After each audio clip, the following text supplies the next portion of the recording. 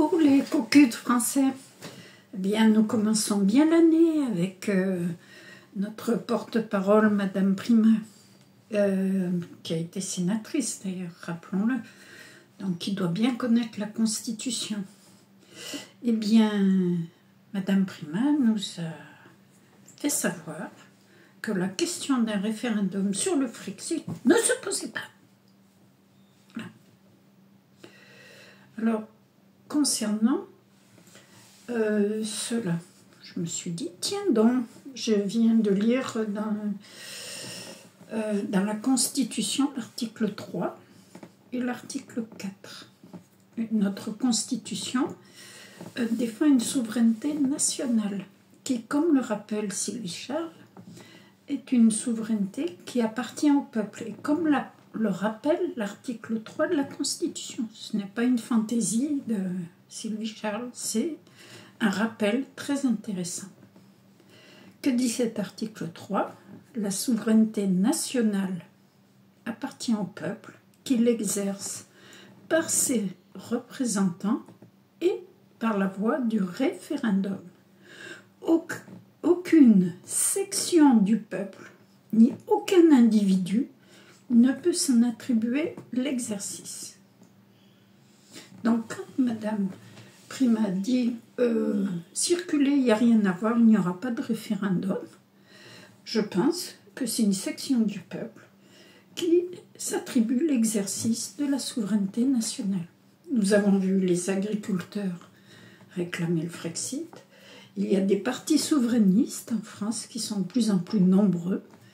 Il y a des gens qui sont là à critiquer les GOPÉ, qui mettent les hôpitaux dans des états lamentables, avec des consignes depuis des années, lisez les GOPÉ, on ne sait pas ça aussi, on ne sait pas si c'est tellement en conformité avec une constitution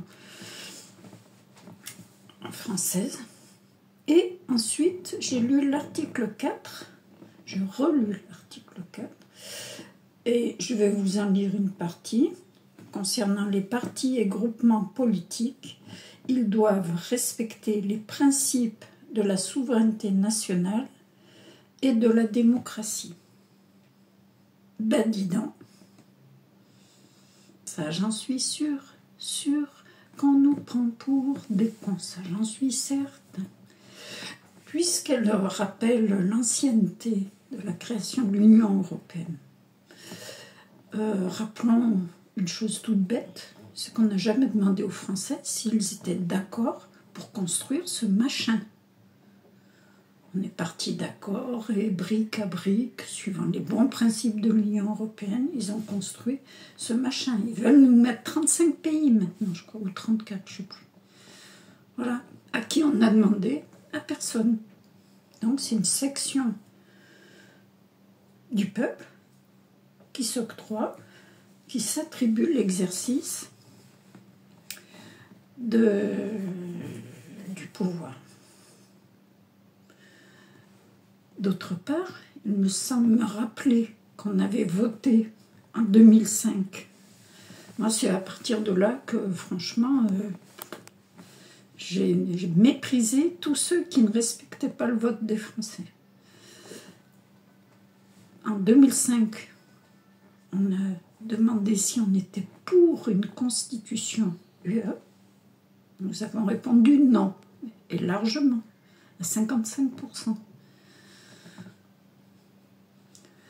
Qu'a-t-il été fait par la représentation nationale, donc par une section du peuple, et par le président, c'est-à-dire par le pouvoir exécutif? Il a été fait le traité de Lisbonne, qui est le copier-coller. N'oubliez pas, brique à brique, et sous le tapis. On compte sur la connerie des Français, leur occupation, leur fatigue, etc. Voilà. Donc, nous avons voté non à une souveraineté UE. Est-ce qu'on en a tenu compte ? Non. Est-ce démocratique ? Non. Est-ce que le Conseil constitutionnel a bougé ? Non. Est-ce que les députés nous ont défendus ? Non. Alors, si je me trompe, répondez-moi. C'est peut-être que je ne comprends pas toutes les finesses.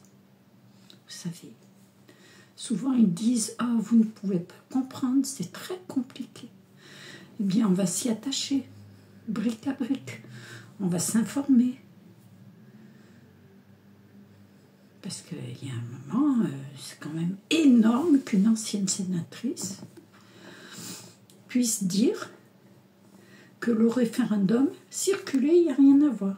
Alors qu'elle sait très bien que c'est une vraie question dans la population française.